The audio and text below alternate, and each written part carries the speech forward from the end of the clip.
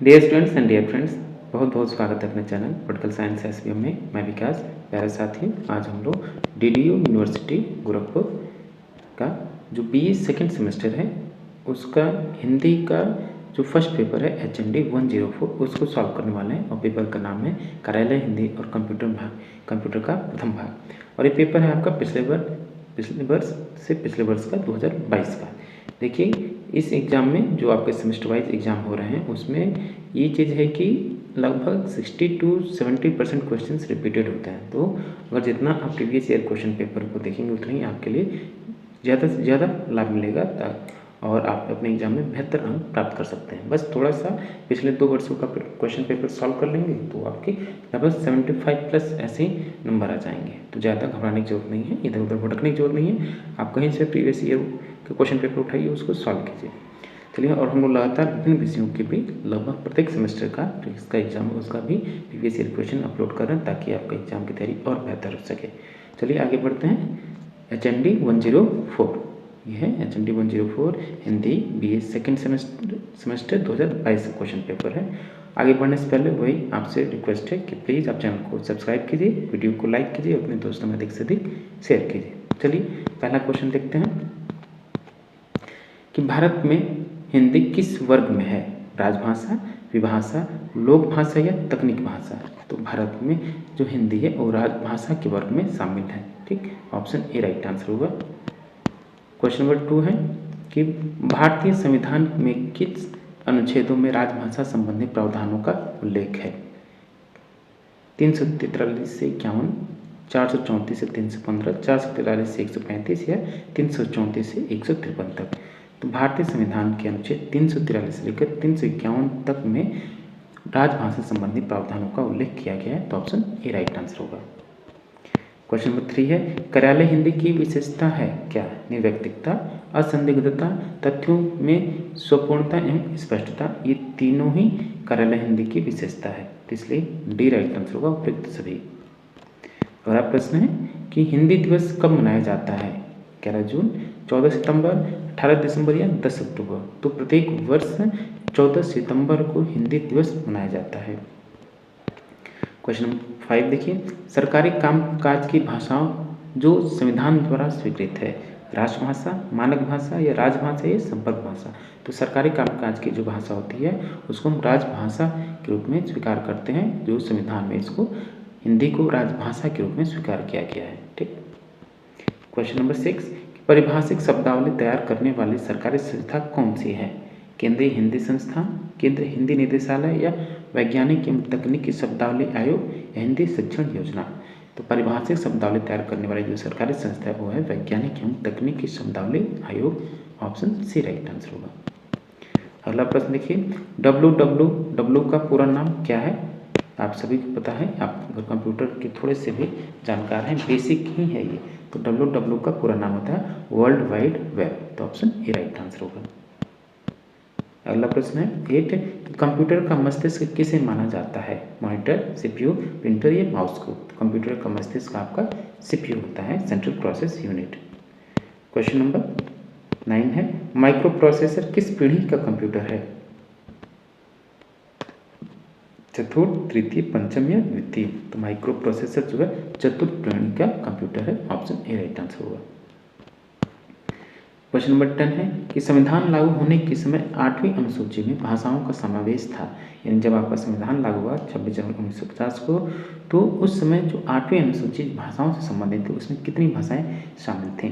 18, 14, 20 या 22? तो उस समय 8वीं अनुसूची में 14 भाषाएं शामिल हैं और वर्तमान में कितनी हैं? तो 22 भाषाएं हैं। क्वेश्चन नंबर 11 है, नियम, आदेश, अधिकार और नियुक्ति संबंधी गजट में प्रकाशित सूचना क्या है? अधिसूचना, कार्यालय आदेश, अनुस्मारक या कार्यालय ज्ञापन? तो नियम, आदेश, अधिकार, नियुक्ति संबंधी जो भी बातें गजट में प्रकाशित होती हैं उसको अधिसूचना बोलते हैं। तो ऑप्शन ए राइट आंसर होगा। अगला प्रश्न देखिए कि सरकारी पत्रों में सुनिर्देश के लिए प्रयोग किया जाने वाला कौन सा शब्द है? महोदय, माननीय, शुभचिंतक या भवदी? तो होता है आपका भवदी। तो ऑप्शन डी राइट आंसर होगा, भवदी।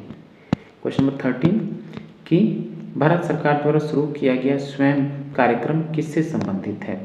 चिकित्सा से, शिक्षा से, अर्थ से या स्वास्थ्य से? तो भारत सरकार द्वारा जो स्वयं कार्यक्रम की पहल की गई वो थी किससे संबंधित है? शिक्षा से। तो ऑप्शन बी राइट आंसर होगा।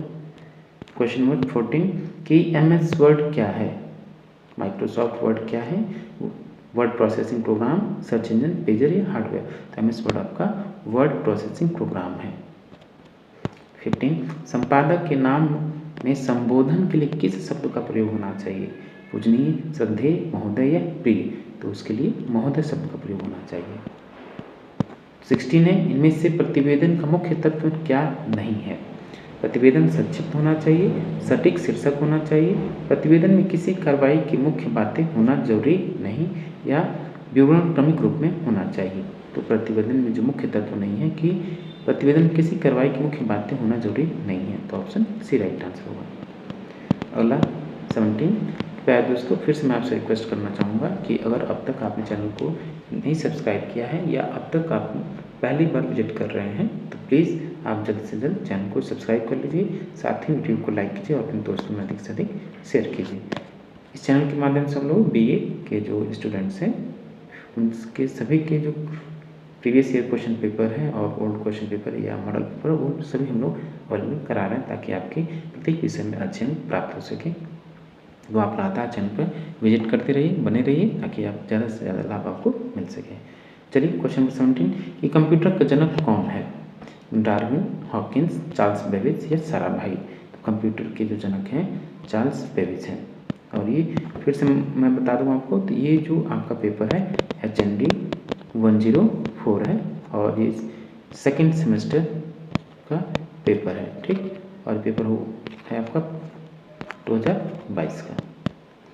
क्वेश्चन नंबर 18 है कि कंप्यूटर में संपूर्ण डाटा कहाँ इकट्ठा होता है?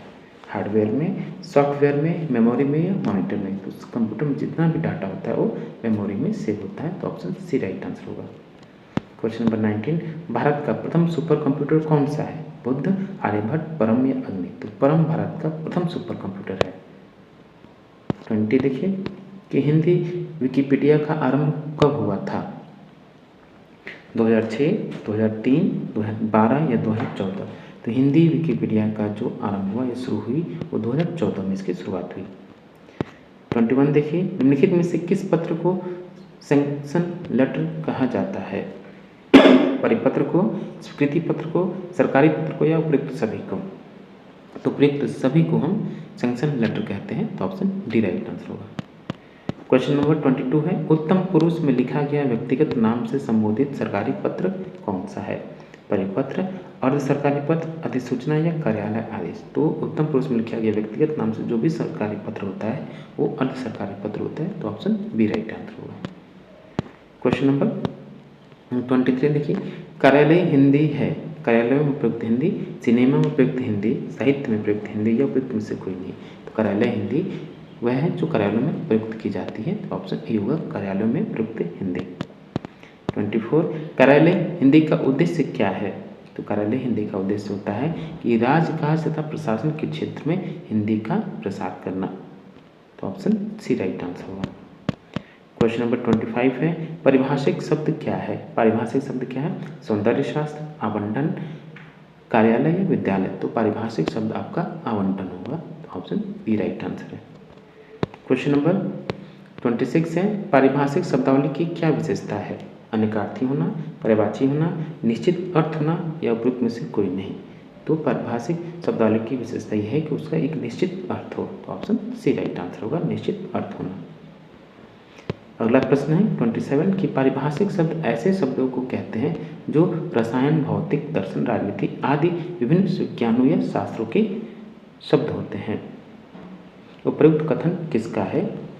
रामकुमार वर्मा, हरदेव बहारी, भोलानाथ तिवारी या आचार्य प्रसाद द्विवेदी? तो उपयुक्त कथन जो भी है आपका ये भोलानाथ तिवारी जी का है। तो ऑप्शन सी राइट आंसर होगा, भोलानाथ तिवारी। 28 विधिक शब्दावली का संबंध किससे है? न्याय व्यवस्था से, प्रशासनिक व्यवस्था से, चिकित्सीय व्यवस्था से या इनमें से कोई नहीं? तो विधिक शब्दावली का प्रयोग होता है किसमें? न्यायिक व्यवस्था से संबंधित है। तो ऑप्शन ए राइट आंसर होगा। अगला प्रश्न है क्वेश्चन नंबर 29, कार्यालय हिंदी में प्रयुक्त शब्द कौन सा है? सेवा व्यवधान, निवेश अधिकारी, स्वीकृति या प्रयुक्त सभी?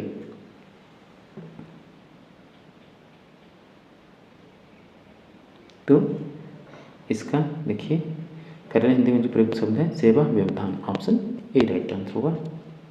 क्वेश्चन नंबर 30 कि हिंदी के प्रमुख सॉफ्टवेयर कौन कौन से हैं?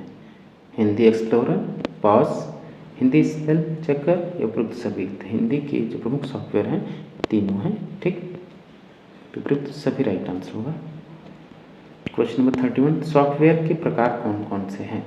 System software, application software, utility software या प्रयुक्त सभी? तो सिस्टम सॉफ्टवेयर के जितने ये तीनों ही प्रकार हैं, सॉफ्टवेयर के तीनों प्रकार हैं, तो इसलिए डी राइट आंसर होगा प्रयुक्त सभी। क्वेश्चन नंबर 32 माइक्रोसॉफ्ट विंडोज़ क्या है?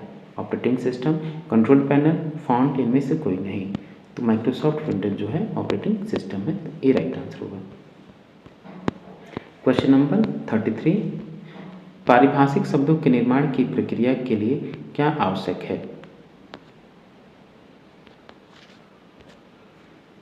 हमें कम से कम संख्या में अत्यंत आवश्यक अंतर्राष्ट्रीय पारिभाषिक शब्दों को अपनाना चाहिए, सही है।